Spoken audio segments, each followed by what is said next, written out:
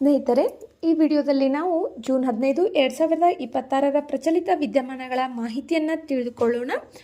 ಈಗಾಗಲೇ ಒಂದಷ್ಟು ಇಲಾಖೆಗಳಲ್ಲಿ ನೇಮಕಾತಿ ಪ್ರಕ್ರಿಯೆಗಳು ಆರಂಭವಾಗಿದ್ದು, ಮುಂಬರುವ ಸ್ಪರ್ಧಾತ್ಮಕ ಪರೀಕ್ಷೆಗಳಲ್ಲಿ ಪ್ರಚಲಿತ ವಿದ್ಯಮಾನಗಳ ಮಾಹಿತಿಯು ಅತಿ ಉಪಯುಕ್ತವಾಗಲಿದೆ.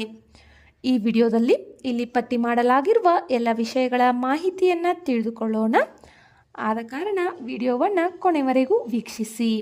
ಮೊದಲನೇ ಮಾಹಿತಿ ಧನುರ್ವಾಯು. ಇದನ್ನು ಟೆಟನಸ್ ಎಂದು ಕೂಡ ಕರೆಯಲಾಗುತ್ತದೆ. ಒಂದು ಕಾಲದಲ್ಲಿ ನಿರ್ಮೂಲನೆಯಾಗಿದೆ ಎಂದು ಭಾವಿಸಲಾಗಿದ್ದ ಈ ಟೆಟನಸ್ ಇವಾಗ ಅಮೆರಿಕಾದಲ್ಲಿ ಮತ್ತೆ ಕಾಣಿಸಿಕೊಂಡಿದೆ. ಆದ್ದರಿಂದ ಇದು ಸುದ್ದಿಯಲ್ಲಿದೆ. ಇದನ್ನು ಲಾಕ್ಚಾ ಎಂದು ಕೂಡ ಕರೆಯಲಾಗುತ್ತದೆ. ಇದು ಬ್ಯಾಕ್ಟೀರಿಯಾ ರೋಗವಾಗಿದ್ದು ಕ್ಲಾಸ್ಟ್ರಿಡಿಯಂ ಟಿಟನಿ ಎಂಬ ಬ್ಯಾಕ್ಟೀರಿಯಾದಿಂದ ಉಂಟಾಗುತ್ತದೆ. ಸಾಮಾನ್ಯವಾಗಿ ಗಾಯವಾದಾಗ ಆ ಗಾಯದ ಮೂಲಕ ಈ ಬ್ಯಾಕ್ಟೀರಿಯಾ ದೇಹದ ಒಳಗೆ ಹೋಗಿ ರೋಗವನ್ನು ಉಂಟು ಮಾಡುತ್ತದೆ. ಈ ರೋಗ ಬಂದರೆ ಬಾಯಿ ಸರಿಯಾಗಿ ತೆರೆಯಲು ಆಗುವುದಿಲ್ಲ. ಆದ ಕಾರಣ ಇದನ್ನು ಲಾಕ್ಚಾ ಎಂದು ಕರೆಯಲಾಗುತ್ತದೆ. ಜೊತೆಗೆ ಸ್ನಾಯು ಸೆಳೆತ, ಜ್ವರ, ತಲೆನೋವು, ಉಸಿರಾಟದ ಸಮಸ್ಯೆಗಳು ಕಾಣಿಸಬಹುದು. ಇದಕ್ಕೆ ಯಾವುದೇ ರೀತಿಯ ವಿಶೇಷ ಔಷಧಿ ಇಲ್ಲ. ಆದರೆ ಲಸಿಕೆ ಹಾಕಿಸಿಕೊಳ್ಳುವುದರಿಂದ ಧನುರ್ವಾಯುವನ್ನು ಸಂಪೂರ್ಣವಾಗಿ ತಡೆಯಬಹುದು. ಇನ್ನು ಚಿಕ್ಕ ಮಕ್ಕಳಲ್ಲಿ 5 ಡೋಸ್ಗಳ ಲಸಿಕೆಯನ್ನು ನೀಡಲಾಗುತ್ತದೆ.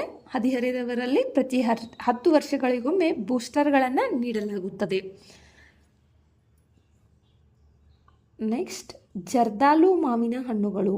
ಇದು ಬಿಹಾರದ ಬಾಗಲ್ಪುರ್ ಜಿಲ್ಲೆಗೆ ಸಂಬಂಧಪಟ್ಟಂತಹ ಮಾವಿನ ಹಣ್ಣುಗಳಾಗಿದ್ದು, ಪ್ರತಿ ವರ್ಷ ಇಲ್ಲಿಂದ ರಾಷ್ಟ್ರಪತಿ, ಪ್ರಧಾನಿ ಸೇರಿದಂತೆ ಅನೇಕ ಗಣ್ಯರಿಗೆ ಈ ಮಾವಿನ ಹಣ್ಣುಗಳನ್ನು ಕಳುಹಿಸಿಕೊಡಲಾಗುತ್ತದೆ.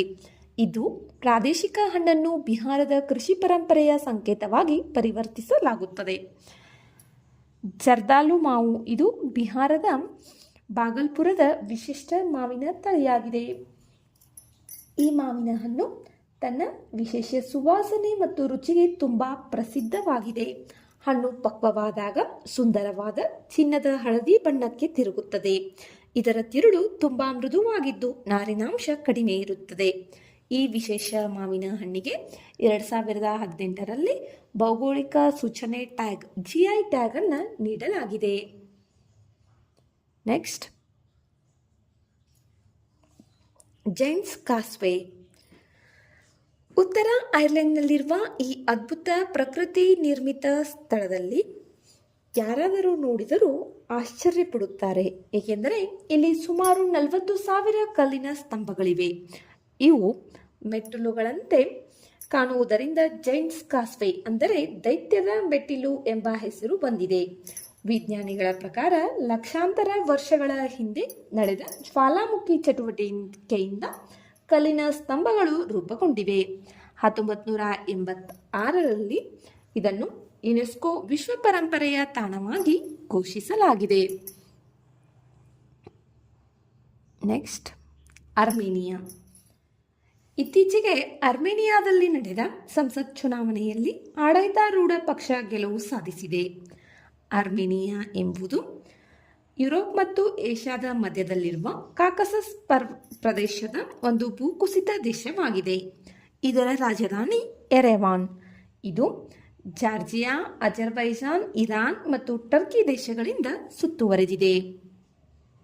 ಅರ್ಮೇನಿಯಾ ದೇಶದ ರಾಜಧಾನಿ Yerevan. Next, Mukundra Hills Tiger reserve.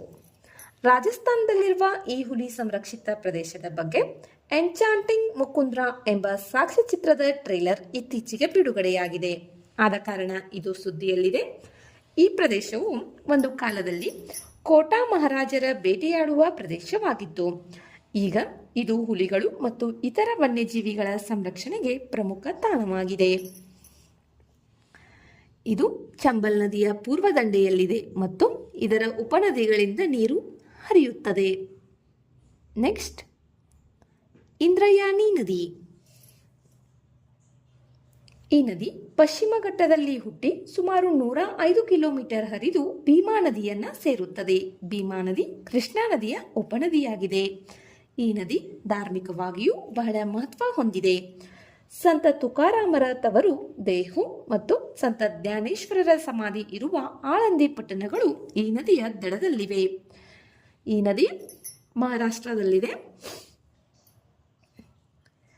ಸ್ನೇಹಿತರೆ, ಈ ಪ್ರಚಲಿತ ವಿದ್ಯಮಾನಗಳ ಮಾಹಿತಿ ನಿಮಗೆ ಇಷ್ಟವಾದರೆ, ಈ ವಿಡಿಯೋದಲ್ಲಿರುವ ಮಾಹಿತಿ ನಿಮಗೆ ಉಪಯುಕ್ತವಾಗಿದ್ದರೆ ವಿಡಿಯೋಗೆ ಒಂದು ಲೈಕ್ ಮಾಡಿ, ನಿಮ್ಮ ಸ್ನೇಹಿತರಿಗೂ ಈ ವಿಡಿಯೋವನ್ನು ಶೇರ್ ಮಾಡಿ.